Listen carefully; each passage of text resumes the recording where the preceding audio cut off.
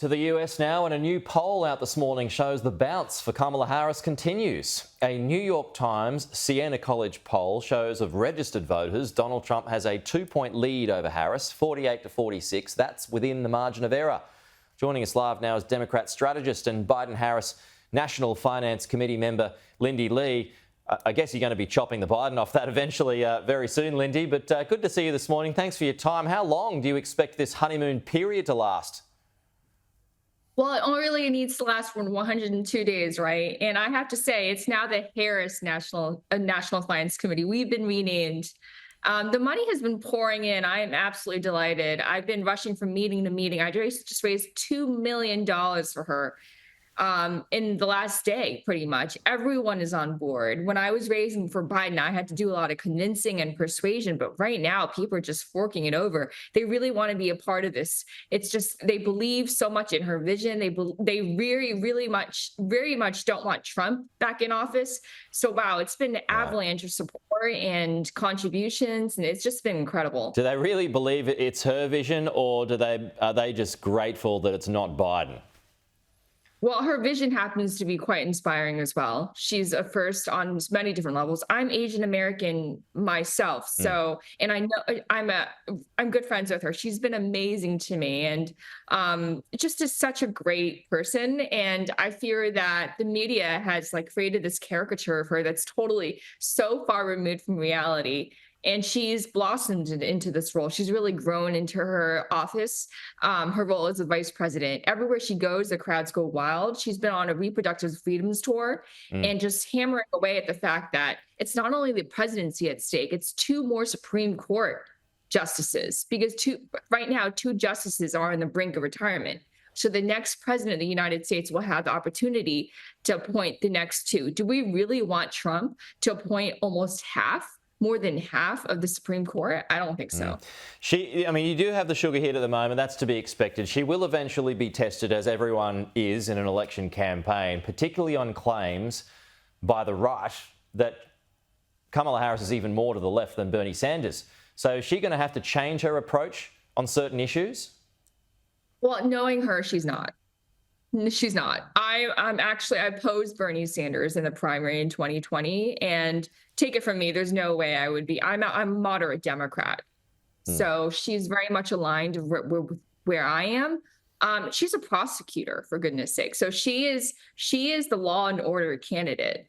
She's familiar with people like Donald Trump, people like convicted felons. By the way, he's facing 88 criminal charges, 4 indictments, 2 impeachments, and a guilty verdict. Okay, so he's a fundamentally weak candidate. If you want law and order, if you believe in rule of law, if you believe in the Constitution, you would be voting for Kamala Harris.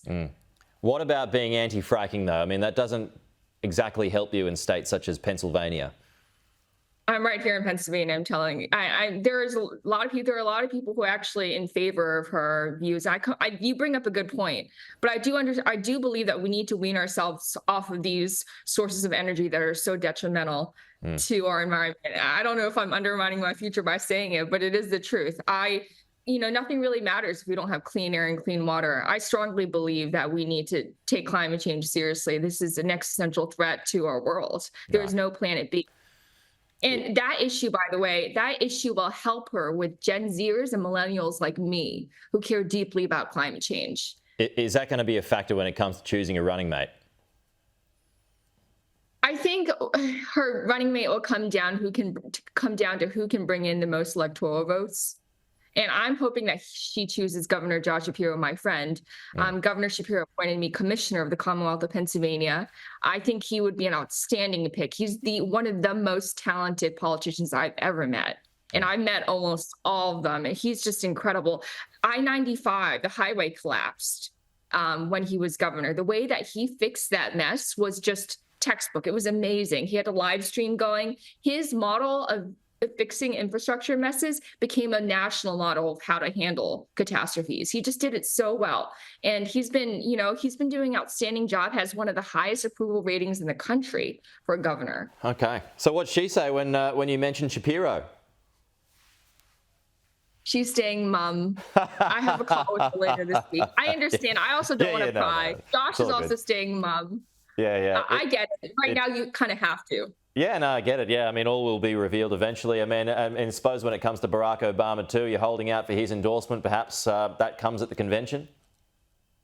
I've been speaking with people about this, but I don't really mind so much because let's bear in mind that Barack Obama withheld his endorsement from Joe Biden in 2016. He refused to endorse Joe Biden. He said Hillary would be a better pick. So I actually disagree with all due respect, I disagree with President Obama. I think Joe Biden would have been a stronger candidate than Hillary Clinton in 2016. I like Clinton, but she was a deeply flawed candidate. I hope I don't get tarred and feather for admitting this. But I think Joe Biden, he had the working class. He unfortunately became president too late. I wish this would be at the end of his second term. He should have started in 2016. Oh, wow. But alas, we are. Lindy Lee, good to chat this morning. Thank you so much coming to us there from the great state of Pennsylvania. I love it there. Thank you, Lindy. Talk to you soon.